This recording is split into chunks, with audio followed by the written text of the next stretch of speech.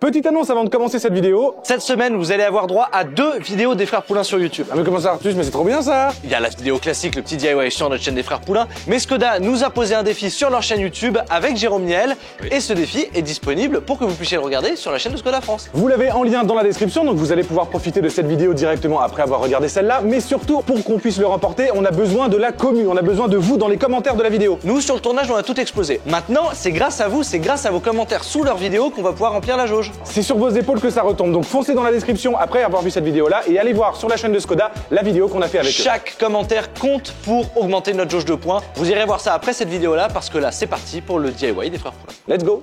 Salut à tous. Salut. Vous savez, sur cette chaîne, on fait du DIY. Vous étiez pas au courant? Eh ben, je vous le dis. Bref, en tout cas, vous le savez, on aime aussi faire des objets qui sont fonctionnels. Ça peut être, une borne d'arcade. Une borne d'arcade, ça peut être un aéroquet, mais ça peut être aussi, on avait fait par exemple des petits arts de table comme un support à sous-boc ou un support de bouteille de vin. Est-ce que dans les prochains épisodes on fait un flipper? En théorie, c'est entre la semaine prochaine et dans 2-3 semaines max. Ça fait 2 ans qu'on vous dit qu'on a un gros projet et ça fait enfin maintenant qu'on peut vous dire on va faire un flipper, d'accord? Voilà, ça y est. Peut-être qu'on le dit, mais ça sera dans 2 ans. Non, bah non, là on a commandé les pièces presque, c'est bon là, on y va quoi. C'est vrai. Ceci étant dit, c'est quand même un nouveau concept qu'on a pour vous aujourd'hui. Ce concept, il va s'articuler autour de vous. On voulait vraiment que vous soyez l'élément central de cette vidéo. Et c'est pour ça qu'au travers de ce qu'on fait déjà, c'est-à-dire vous faire participer sur Instagram, sur TikTok, sur Twitch, à nos vidéos et à ce que vous pouvez en dire autour. Là, on va vraiment essayer de toucher à, on pourrait dire, la pop culture. On va tomber sur des films cultes, on va tomber sur des séries cultes, c'est-à-dire essayer de refaire des accessoires de films et de séries éponymes. Alors, accessoire, ça veut pas dire objet usuel, dans le sens où si c'est un accessoire, c'est un objet de décoration. Ce qui compte, c'est que visuellement, l'objet, eh bien, rappelle, je sais pas moi, un truc d'un grand film tel, je sais pas, Retour vers le futur par exemple. Alors du coup, on vous a demandé sur Instagram quel était le premier objet pour ce premier épisode. Et ce que vous avez choisi, c'est un pistolet de Rick et Morty. Alors là, par exemple, on va essayer de faire l'objet, mais ça va pas forcément créer le portail. D'accord. Et l'objet s'illumine, il va pas forcément s'illuminer dans la vidéo. Tout dépend de ce qu'on a dans l'atelier et de ce qu'on peut faire le plus vite possible. Ça veut dire par exemple que si l'objet il est gris et qu'on n'en a pas sous la main, mais qu'on a du noir et du blanc, à ce moment-là, on mélange. Ça ne sert à rien d'aller à Leroy Merlin. Par contre, si évidemment quelque chose d'essentiel à l'objet, par exemple sur le pistolet de Rick et Morty, le petit dôme, et qu'on l'a pas à l'atelier, à ce moment-là, on s'autorise à faire un aller-retour pour aller récupérer des accessoires indispensables à l'esthétique de l'objet. Et j'en vois certains venir dans les commentaires sur oui, vous avez pas fait ça comme il faut, etc. En fait, c'est pas le but et on veut vraiment tester des choses avec Baptiste. Peut-être que le résultat sera un peu moins bien, mais on aura tenté quelque chose et c'est ça qu'on veut appliquer sur cette vidéo. Et surtout, le plus important, on peut aussi rater.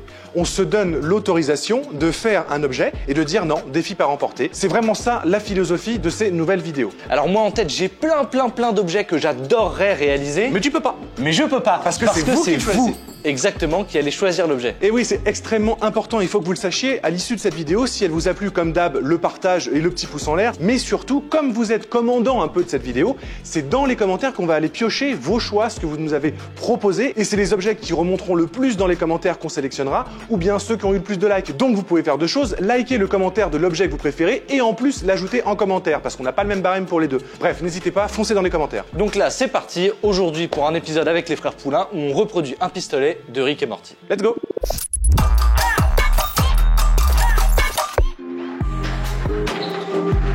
Quand tu le manipules, c'est plus un tableau, c'est un tank. Hop! Bon, c'est pas parce que vous avez choisi en commentaire qu'on n'a quand même pas eu le temps un petit peu de réfléchir pour créer l'objet. Et j'ai une petite idée que je vais partager avec Baptiste. Cette petite idée, mon cher frère, c'est d'abord d'utiliser une planche pour faire le rectangle du pistolet. Ensuite, ici, on vient mettre les petits ronds. Et là, on a notre base. Ouais, carrément. Là, on a ce qu'on a trouvé à Rougy et Play, le petit dôme. Le dôme. Voilà. Et là, ensuite, on fait le manche à partir d'un carré de bois qu'on vient poncer comme on a fait pour la feuille de boucher sur la restauration. Ouais, on vient poncer vraiment un gros bloc de bois. Et on fait la poignée. Là-dessus, ce qu'on peut faire, c'est qu'on peut mettre des morceaux de tubes. Oui. Pour venir caresser les ronds qu'on aura coupés. Ça. Caresser les ronds. Oui, bien sûr. Très utile d'avoir pris l'escabeau. Au bout, on pourra mettre ça, on en coupe des sections de 5 mm et on les pose par-dessus. Au pire, on peut les poncer pour que ce soit un peu arrondi. Et c'est vert, donc on remplit de colle à chaud, on met un coup de verre et juste ici, normalement, on a le bouton. Donc ce que je te propose, c'est qu'on prenne les Forstner bits. Désolé, j'ai pas le terme en français. Ah oui. Allez, on va montrer aux gens. Ah mais c'est ça le problème de la génération X comme la nôtre. On a vu arriver l'informatique. Et du coup, on parle à moitié franglais. Oui. Donc, on le mettra ici, on fait le décaissement pour retirer un petit millimètre, on perce là, donc on fait un trou, et par-dessus on viendra mettre le petit bouton noir ici. N'oublions pas quand même que juste à côté du Dome Top, il y a quand même ici un petit écran. On se fait une découpe et on met sur l'écran LCD, on affiche un petit texte qu'on imprime au laser proprement. C'est pour ça que je pense que c'est bien le contreplaqué de 5 mm. Ouais, on va parce que là on fait un trou et du coup dans l'épaisseur on fera un renfoncement. Ok. Et ben voilà, on est bon. Donc on coupe. Je suis en train de mourir. Donc on coupe le premier carré et à partir de là on voit ce qu'on fait. On fait les trous. De toute façon la peinture c'est du gris. C'est du gris, un bouton noir et un écran LCD. Okay. Et ça en vert, on met de la colle à chaud, on fait un. Ah puis à l'intérieur. C'est ce que je te dis. Ah oui, tu parles de ça. On fait en colle à chaud. Ah oui, en colle à chaud, tu fais une grosse boule, on l'a pas en verre. C'est ça. Ok, vas-y. Allez. Vendu. On fait tout en 4 mm, en boulot de 4 mm. Tu veux Mais oui. Les coller ensemble. Au pire, on les colle, ouais. Donc on met 4 points de super glue, on presse 5 minutes, basta. Ok.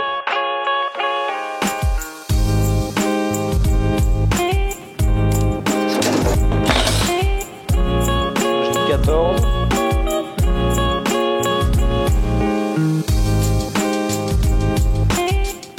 20, mais non, mais 20 c'est avec la poignée. En tout cas, il fait 8,9. Oh là là, et je suis à 8,9. Mais ça, c'est pas dégueu, je pense. Hein. Peut-être rajouter un petit peu de profondeur. Ouais, c'est bien ça. Donc ça, c'est le fameux dôme qu'on n'a pas réussi à penser avec Baptiste pour pouvoir le créer dans l'atelier. Comme vous avez envoyé des messages sur Instagram, on a commencé à préparer quand même ce premier épisode. Et on a fait un test sur la Make You, la thermoformeuse plastique, et les résultats étaient pas tout à fait là, quoi. Ouais, donc du coup, ce qu'on s'est dit, c'est que c'était trop compliqué pour la vidéo, donc qu'on allait trouver un petit dôme comme ça dans lequel vous pouvez mettre du coton, une fleur, un insecte, tout ce que vous voulez. Et c'était pile poil de la bonne taille, sauf le petit bitonio qu'il y a au-dessus. Ouais, mais bon, on pourra le couper et surtout on pourra enlever la petite cordelette. Par contre, ça me paraît nickel, hein.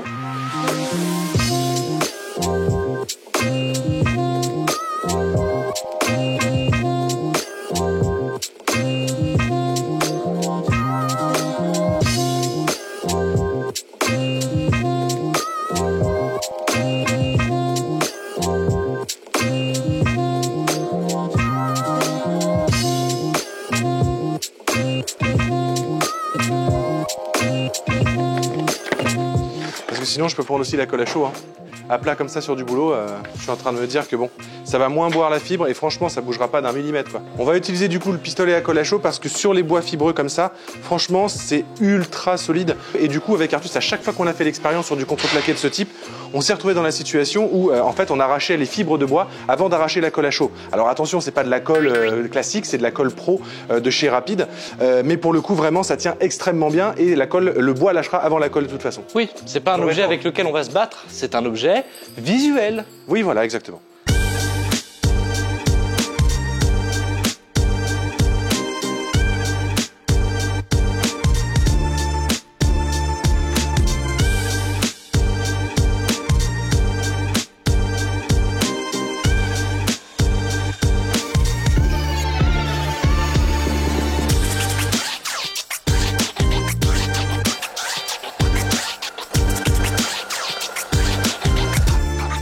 Bien, le bloc en bois est parfaitement découpé, les planches collées ensemble, c'est impeccable. On peut remarquer aussi de l'autre côté qu'on voit bien le plaquage de toutes les petites planches qu'on a mis les unes sur les autres. Donc ça fait 16 mm et là notre tube il fait 20 mm. Donc eh bien il dépassait de chaque côté et on n'aurait pas eu le rendu escompté qu'on voulait avec les petites loupiottes qui sont placées devant le portal gun. Donc on a fait un petit essai, en le chauffant avec un pistolet à air chaud, ça a fonctionné, on a pu l'étirer. En plus on va faire des petites sections de quelques millimètres de large, donc on n'a pas besoin de les tirer sur 5 mètres, il suffit de quelques centimètres. Ça marche. Et donc, on a pu rétrécir la section du tube. Et ensuite découper les petites rondelles pour faire comment on appelle ça, tiens d'ailleurs, voilà. C'est ce qui envoie le rayon. Le pistolet, quoi. Oui, voilà, les points quantiques. Allez, on part sur les points quantiques. On va quand même couper cette petite section, voir ce que ça donne. C'est parti. Je fais de la trompette.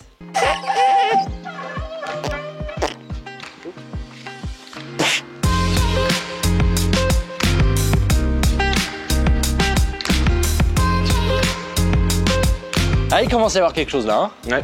Alors maintenant, il faut qu'on fasse le cadre, le contour, on prend ça. C'est droit ou c'est en biseau à l'avant? La prochaine fois, pour les prochains épisodes, j'imprimerai l'objet. Ouais, c'est en biseau. Donc on le fait carré et on met un coup de ponceuse pour le biseauter. Oui.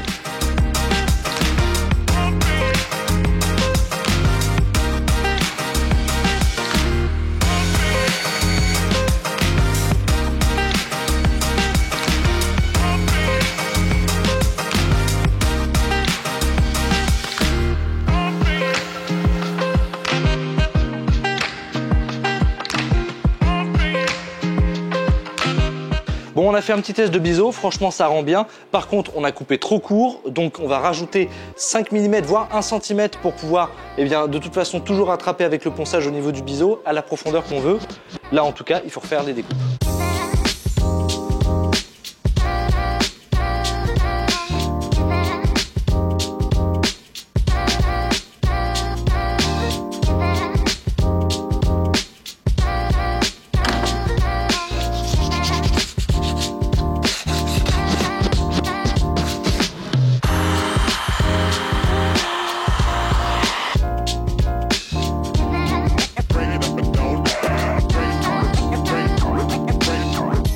Donc là, ça commence à ressembler à quelque chose. On a le dessous de la zapette avec là la petite partie renfoncée et ici, il y aura les tubes de plastique. Maintenant, il nous reste le dessus. Pour ça, il y a un petit écran LCD juste ici qui s'affiche en rouge si mes souvenirs sont bons et on va aller l'imprimer pour l'incruster ici et quand on viendra plaquer le bois dessus, on aura bien évidemment déjà taillé la petite fenêtre pour laisser apparaître le faux écran qu'on va placer en déco dessus.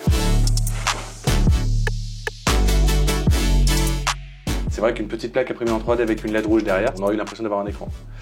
Mais c'est pas le but de cette vidéo.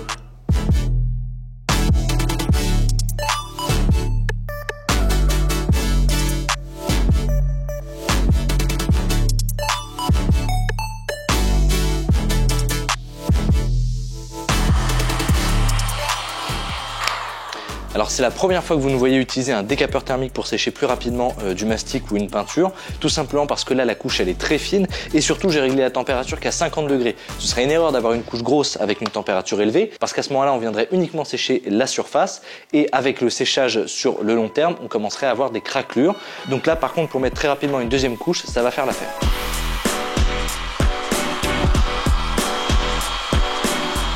Alors, tu t'en sors? Non. Pourquoi? Parce qu'il n'y a rien et qu'il faut que je trouve une police qui fasse affichage 7 segments et... Bah sur Dafont tu mets 7 segments. Ouais mais ça va être dégueulasse tu vois. Mais non.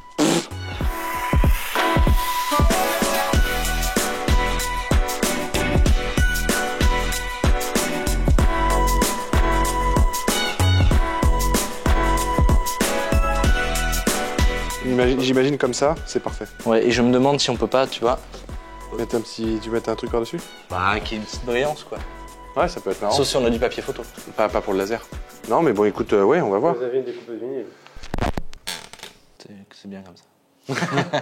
Donc ce qu'on va faire, c'est que de toute façon, on avait déjà fait des essais sur des DIY auparavant avec Baptiste, c'est que quand on va mettre la couche de finish final en brillant, Finish final. le finish final, bah ouais, la couche de finish finale, et bah on viendra aussi mettre un spray de bombe brillante sur le papier et il viendra briller comme si il était recouvert d'une pellicule Brillante.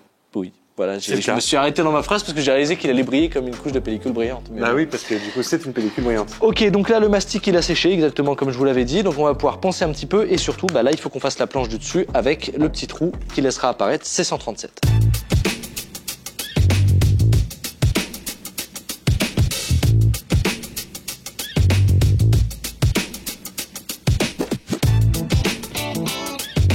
Donc là on a Ça, notre dôme. ça commence à prendre forme.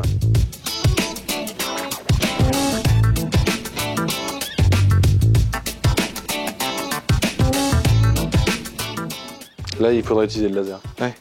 Je pense qu'on peut l'avoir en multitool sur un boulot de 5. Faut avoir bien le pincer.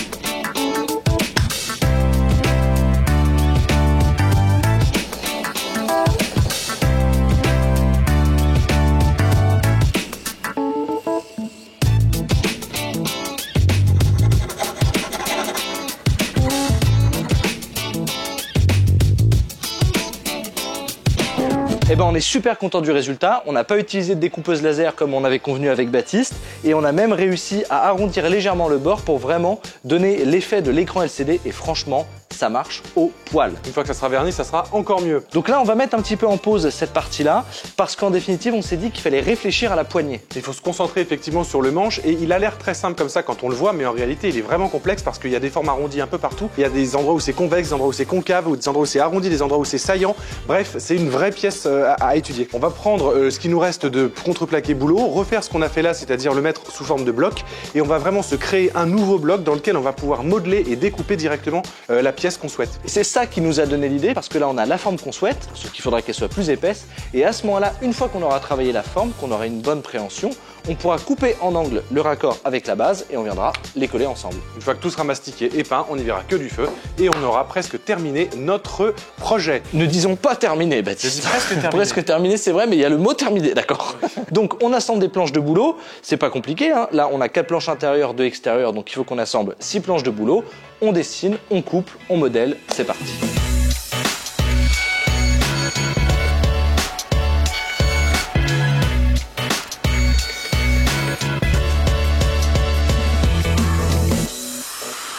Là, si vous vous demandez ce qui se passe, en fait, on est juste en train de préchauffer les planches de boulot parce que le fait qu'elles soient chaudes, ça va permettre à la colle à chaud de ne pas trop vite refroidir et donc vraiment de pénétrer dans la fibre. Donc on n'a pas besoin de le faire sur la base, mais pour le coup, sur le manche, là, on va vraiment essayer de coller avec.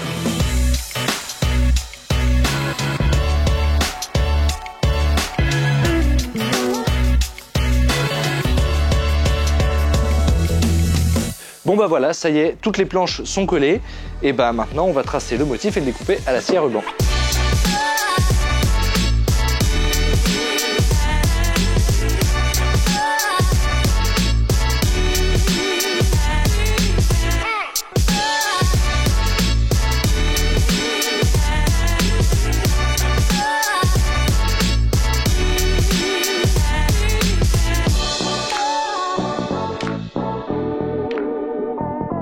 Bon, on est super content du résultat.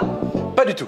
Si, moi je suis content, mais par contre on s'est planté quand même. Bon, pour le coup, heureusement qu'on a utilisé la colle à chaud au final parce que ça nous a permis d'aller beaucoup plus vite et de nous rendre compte plus vite de notre erreur. Donc là, tout ce qu'on a fait, ça marche bien. Mais cet arrondi qui normalement est censé être là, on a perdu trop de matière sur la poignée qui est juste ici pour pouvoir le définir en mettant la poignée en dessous. Donc en soi, c'est joli. Mais c'est pas fidèle au modèle original. Exactement. Et là, avec les découpes qu'on a fait, on ne peut pas récupérer la matière qui a disparu. Donc il va falloir recoller 6 planches de contreplaqué pour redesigner une nouvelle poignée. Mais cette fois-ci, on viendra ajouter au bout 2-3 cm pour avoir la marge pour faire des essais sur les arrondis, etc.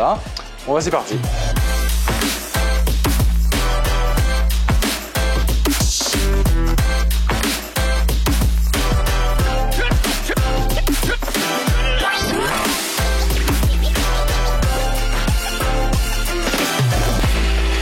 C'est stylé hein, quand même. Donc en soi, c'est presque les mêmes, sauf qu'en effet, ici, on voit bien qu'il y a 2 cm de plus. Ça va nous permettre, avec la fleureuse, d'affleurer le bord et donc l'arrondir. Et ensuite, du coup, on aura une poignée bien ronde avec les effets arrondis qu'on veut avec Baptiste et l'angle qui correspond à la bonne prise en main.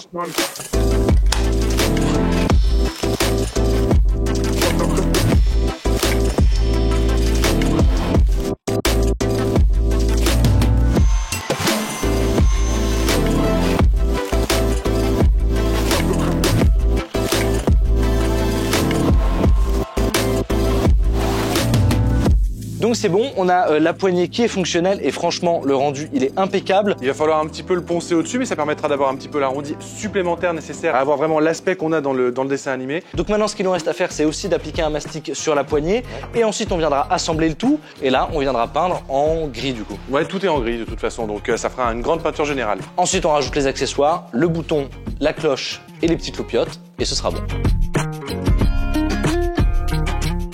Bouge pas.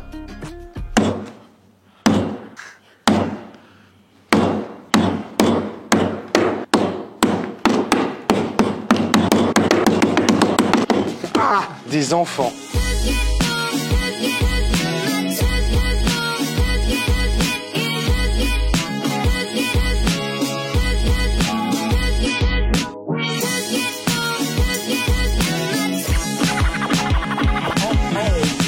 Bon, et ben le mastic c'était nickel. Franchement, il y aura peut-être même pas besoin d'une deuxième couche. Peut-être que juste un petit coup d'aérosol de couche d'après, ça pourrait faire le job. En tout cas, déjà là, on sait que ça va être bien à la peinture. On a utilisé le tout prêt rebouché bois. On l'avait pas mal utilisé pour le ski ball. Et il faut dire qu'il a vraiment un super aspect parce qu'il se situe entre la pâte à bois et le mastic. Et vraiment, on sait que la peinture, elle va être du plus bel effet. Du moins, on l'espère parce qu'on met toutes les chances de notre côté. Du coup, ce qui va nous rester à faire, c'est de placer la colle pour maintenir le manche contre le corps. Évidemment, on n'a pas mis de mastic parce que forcément, il faut que ça rentre dans les fibres du bois pour que ça colle à la perfection. On a bien fait attention, on a utilisé la ponceuse ruban stationnaire pour pouvoir aplanir au maximum les faces et donc on aura le meilleur collage possible. Il faut surtout faire attention à ça parce qu'on pourrait se retrouver à ce moment-là avec en fait que 2-3 points de collage et ça pourrait casser lors de la manipulation. Alors qu'avec la Pattex prise rapide, j'y crois très fortement. Du coup, il nous reste un tout petit joint ici qu'on devra faire au mastic, mais c'est parfait parce que justement, ça va nous permettre de poncer pour continuer l'arrondi et avoir vraiment une jonction parfaite entre les deux. Yes.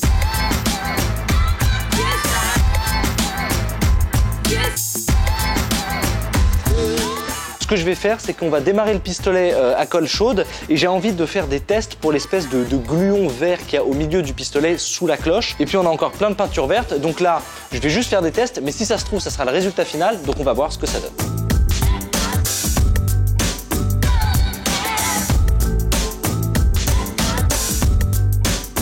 Je vais éviter l'effet pâté, quoi.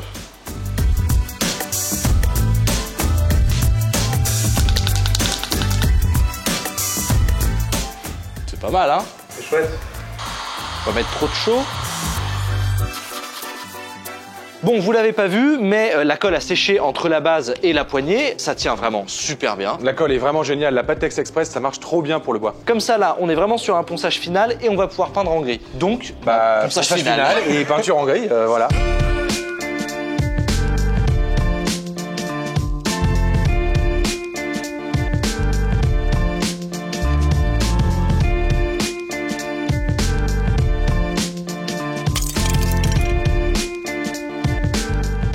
Ça avait bien marché quand on avait testé, non? Il s'est pété. On était allé doucement et puis on avait un grand tube. Ouais.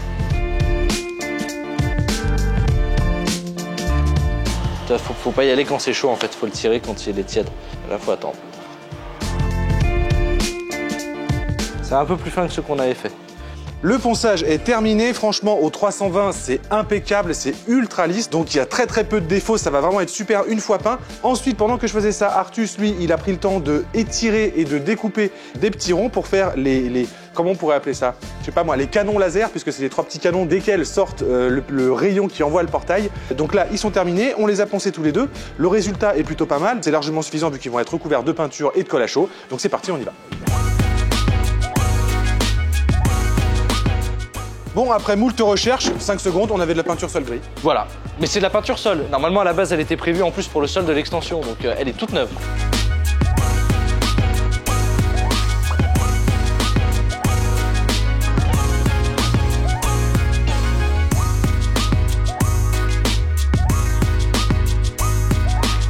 Bon, la première couche, elle est concluante. Il y a une sorte d'équilibre à trouver entre on met pas assez de peinture et c'est trop sparant. C'est trop sparant. Franchement, là, on la garde, celle-là on la garde au montage, ok? C'est genre le sparant de trop. Bon, franchement, cette première couche, on en est content. Il est possible quand même qu'on mette un coup de papier de verre très fin pour la deuxième couche. On attend 2 heures. Entre 2 couches, c'est indiqué sur la boîte. Et il n'y aura plus qu'à mettre le bouton, le globe lumineux vert. Basta.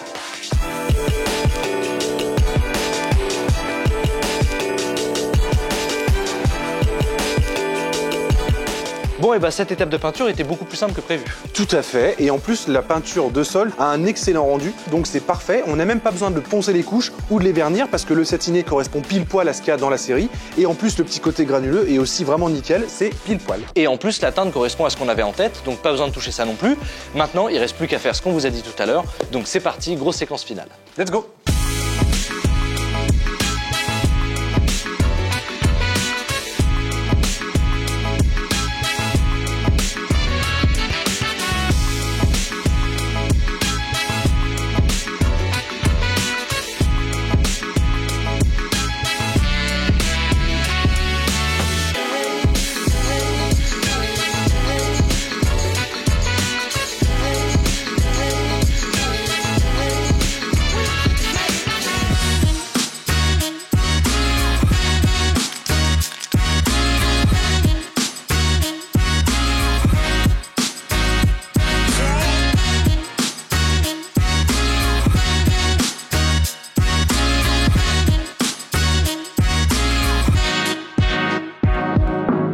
pari tenu, on aura réussi à faire ce portal gun, on aura même utilisé un petit bouchon de bouteille qui fait finement son effet. Il est plein de petits défauts, mais comme on vous l'a dit, c'est le but de cet objet, c'est de le faire le plus vite possible avec le moins de moyens possible. Explosez les commentaires pour nous indiquer le prochain objet que vous voulez voir construit dans ce format de vidéo là. N'oubliez pas, c'est donc vous qui décidez de la prochaine vidéo. N'oubliez pas d'être tous bienveillants les uns envers les autres. Un convecteur temporel, un flash de Manning Black, mais ne spoil pas. un fouet d'Indiana Jones. À la prochaine, on vous embrasse. Ciao.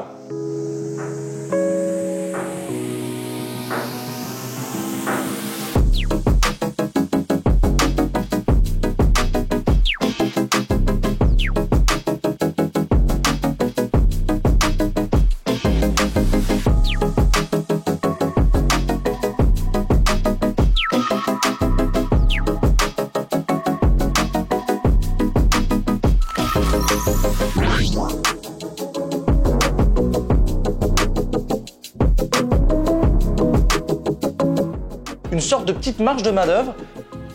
Main-d'œuvre, manœuvre. Donc il y a 4 planches de 4 mm. C'est 12 mm. 16 mm. 4 x 4, 16. Oui, c'est ça. Voilà. Oh là là, c'était plié à une vitesse incroyable. Le cerveau fuse. El cerveza fusión.